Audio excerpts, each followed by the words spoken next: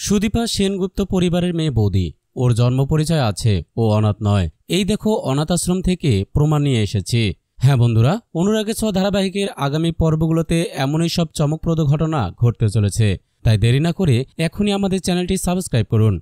এদিকে দেখা যায় অংশুমান কুন্তলাকে বলছে, মা, যে করেই হোক সুদীপাকে ওই বাড়ি থেকে তাড়াতেই হবে। এর জন্য আমাকে যা যা করতে হয় আমি তাই করব। কুন্তলা মনে মনে বলে, অংশু, তুই তো আমার দাওয়াত চাল, তোকে দিয়েই সুদীপাকে বের করে আমি তাকে শেষ করে দেব। এরপর কুন্তলা বলে, অংশুমান, সুদীপাকে বাড়ি থেকে বের করতে হলে আমাদের প্রমাণ খুঁজে বের করতে হবে। এজন্য আমাদের অনাথ আশ্রমে যেতে হবে। এই বলে তারা দুজনে অনাথ আশ্রমে চলে যায়।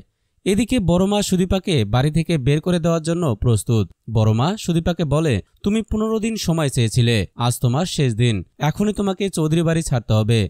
অপরদিকে দেখা যায় কুন্তলা অংশুমানের হাতে কিছু টাকা দিয়ে অনাথ আশ্রমের ভেতরে ঢুকিয়ে দেয়। অংশুমান ভেতরে গিয়ে টাকার লোভ দেখিয়ে সব সত্য জানতে পারে। এরপর চৌধুরী বাড়িতে তাড়াতাড়ি করে ফিরে আসে। অংশুমান বলে, বৌদি, তুমি কাকে বের করে দিচ্ছ?